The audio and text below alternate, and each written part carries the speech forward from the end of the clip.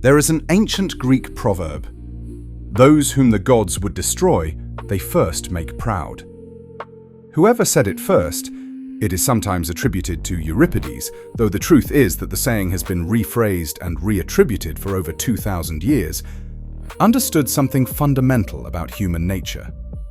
The moment you believe you cannot fail is the moment you are already falling. 4 feats of engineering today and 4 moments when the trap closed. None of them were stupid people. All of them got something wrong that, in hindsight, looks obvious, and in their own time looked like genius. Risto here, history buff, not historian. English isn't my first language, that's kind of the point.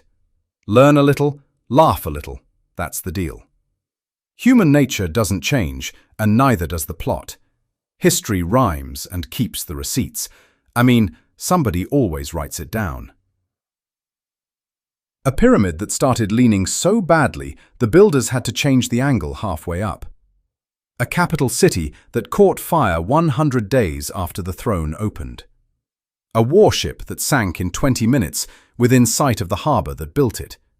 And an airship that crashed 7 hours into its first overseas voyage, killing almost everyone who had designed it. Let's start in Egypt, around 2600 BC. The pharaoh's name was Sneferu.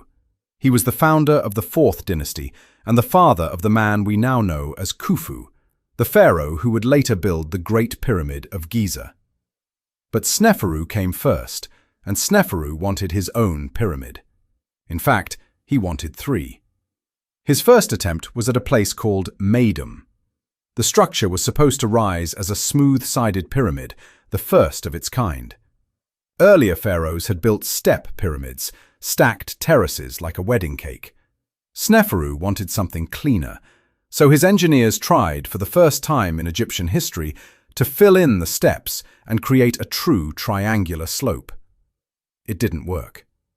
At some point, possibly during construction, possibly centuries later, much of the outer structure of the Meidum pyramid collapsed. What we can see today are the eroded remains of a tower surrounded by a vast rubble field. Either way, it was Sneferu's first lesson. So he moved his project about 40 kilometers north to a site called Dashur and started again. This time, the angle of the slope was steeper, 54 degrees, very ambitious. The base was wider.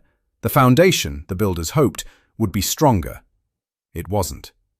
The new pyramid was being built on soft ground, a mix of clay, sand, and gravel, and partway up the structure, something went wrong.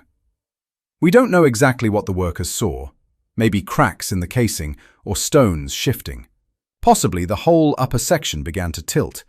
Whatever it was, the engineers stopped, panicked, and made an emergency decision. They flattened the angle of the rest of the construction from 54 degrees to 43. The pyramid was finished, but the top half rose at a much gentler slope than the bottom, leaving it with a strange, bent silhouette that no other Egyptian pyramid ever had. It's still called the Bent Pyramid today. You can see it from kilometers away, leaning forward with a hesitation you can almost feel. Now here's the part I love. Sneferu was apparently so embarrassed by the result that he didn't want to be buried there. So he ordered a 3rd pyramid, built just a few hundred meters away. This one, the Red Pyramid, was built at the safe 43 degrees from the ground up, and it became Egypt's first true smooth-sided pyramid, the architectural prototype that his son Khufu would later perfect at Giza. So Sneferu built 3 pyramids. The first one collapsed, the second one came out crooked, the third one finally worked. The pharaoh whose architectural ambition launched the Pyramid Age also taught Egypt, the hard way, what the limits of that ambition were.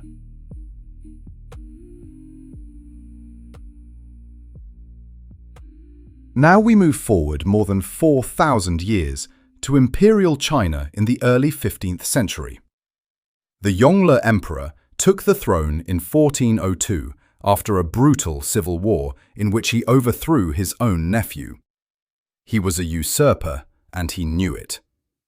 To legitimize his reign, he decided to do something no Chinese emperor had done before: move the capital. The previous capital, Nanjing, was associated with his murdered predecessor. He wanted a new city, his own city, built from scratch and built bigger than anything China had ever seen. That city was Beijing, and at its center, he ordered the construction of a vast imperial palace complex, what we now call the Forbidden City. 14 years of construction, 1 million workers. Marble from quarries hundreds of kilometers away dragged across ice in winter. Wood from forests in the south of China floated north on canals. The whole project was a statement: I am the rightful emperor, and heaven approves. The Forbidden City was completed in December 1420. On the 2nd of February 1421, the Hall of Supreme Harmony, the throne room itself, was officially opened for business. The Yongle Emperor sat on his new throne in his new palace in his new capital and looked out over a city built specifically to display his authority. 100 days later, lightning struck the Hall of Supreme Harmony. The fire spread. The Hall of Supreme Harmony burned to the ground, and the two adjoining halls, the Hall of Central Harmony and the Hall of Preserved Harmony, went with it. The three great ceremonial halls, the symbolic core of the new capital, were destroyed in a single storm, 3 months and 10 days after they had opened. For a Chinese emperor, this was not a minor accident. It was a message from heaven. In Confucian political theory, the emperor rules because the gods grant him the mandate of heaven, and heaven shows displeasure through natural disasters. A lightning strike on the new throne room, in front of the entire court, just 100 days after the inauguration, was about the worst possible omen. The Yongle Emperor appears to have been deeply shaken by the disaster. His ministers began openly arguing that the capital should be moved back to Nanjing. He himself doubted whether he had been right to build any of this. He died 3 years later, in 1424, without ever rebuilding the halls. The Forbidden City stood, with its symbolic center missing, for almost 2 decades. The new halls weren't completed until 1440, under a later emperor. The palace would survive for nearly 600 years and house 24 emperors. It is still standing today. But Yongle himself never saw the version of his city that he had spent 14 years building.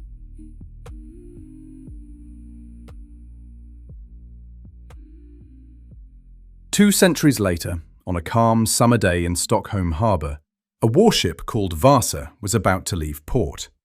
King Gustavus II Adolphus had commissioned her years earlier as the centerpiece of Swedish naval power, named after his own royal house. He wanted Sweden to become the dominant force in the Baltic Sea, and Vasa was meant to project that ambition to the rest of Europe. Bigger, taller, and far more heavily armed than anything else afloat. She would carry 64 bronze cannons across 2 gun decks.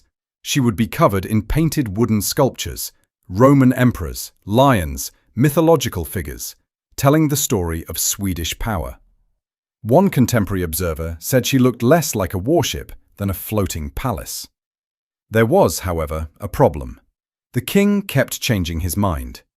Mid-construction, he demanded a second gun deck be added on top of the first. The shipbuilders complied, even though the original hadn't been designed for the extra weight. The result was a ship that was tall, heavy, and dangerously top-heavy, with most of its weight high above the waterline and only 72 tons of ballast below to balance it. The chief shipbuilder, a man named Henrik Heibertson, died before the Vasa was finished. Nobody else dared question the king's design. Stability tests were performed, and the results were alarming, but no one was willing to bring the news to Gustavus. So the launch went ahead as planned. On the 10th of August, 1628, Vasa set sail on her maiden voyage. The light breeze was barely enough to fill the sails. Crowds had gathered along the docks to watch, and foreign ambassadors had been invited as guests of the king. About 1,300 meters from shore, a small gust of wind caught the sails. The ship heeled, that is, tilted, onto its side. It righted itself briefly. Then a second gust hit. The ship tilted further, and this time it didn't recover. Water rushed into the open lower gun ports, which had been left open to fire a ceremonial salute, and within 20 minutes, the most expensive warship in Swedish history was lying at the bottom of the harbour, in full view of the city that had built it. About 30 people drowned. The king demanded an inquiry. The shipbuilders blamed each other. Nobody was willing to formally blame the king, even though he had personally insisted on the design changes that doomed the ship. The official inquest concluded with no one found guilty. The case was, in effect, dropped. Vasa stayed at the bottom of the harbour for 333 years. The cold, low-salinity water of the Baltic preserved her almost perfectly. She was finally raised, intact, in 1961, and today she sits in a museum in Stockholm, the only 17th-century warship in the world that has survived. She is, in a strange way, the most successful failure in maritime history. A monument to royal ambition that turned instantly into a monument to royal hubris.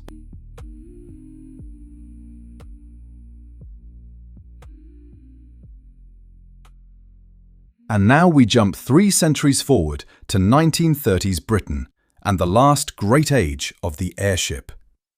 By 1929, the British Empire had a problem. India was 12,000 kilometers away from London. The fastest route, by sea, took 3 weeks. The government wanted to build something that could cross the empire faster, and a small group of officials was convinced that the future belonged to giant, rigid airships. Vast, hydrogen-filled vessels that could fly from London to Karachi in a few days. 2 airships were commissioned to test the idea. One, called the R-100, was designed by a private team that included a young engineer named Neville Shute, who would later become a famous novelist. The other, called the R-101, was designed by the Air Ministry itself, with the Secretary of State for Air, Lord Thomson, personally championing the project. Lord Thomson wanted the R-101 to fly to India and back before a major imperial conference in October 1930. There was no engineering reason for that deadline. It was political. He had staked his reputation on it. He had a deadline many engineers believed the ship was not ready to meet. The problem was that the R-101, on its trial flights, was performing terribly. It was too heavy. Its diesel engines were underpowered. Its outer cover, the fabric stretched over the rigid frame, was tearing in places. The lifting gas bags inside were chafing against the structure and leaking hydrogen. The engineers knew. They tried to fix it by literally cutting the airship in half and inserting an extra 46-foot section to add another gas bag and more lift. The modified ship was barely tested. The departure date was non-negotiable. On the 4th of October 1930, R-101 lifted off from Cardington in Bedfordshire, bound for Karachi. Lord Thomson was on board, in full ceremonial uniform. So were nearly all the senior designers from the Royal Airship Works. The weather over France that night was poor: rain, low cloud, gusty winds. Inside the airship, conditions were already deteriorating. The outer cover was flapping. The hydrogen bags were swaying.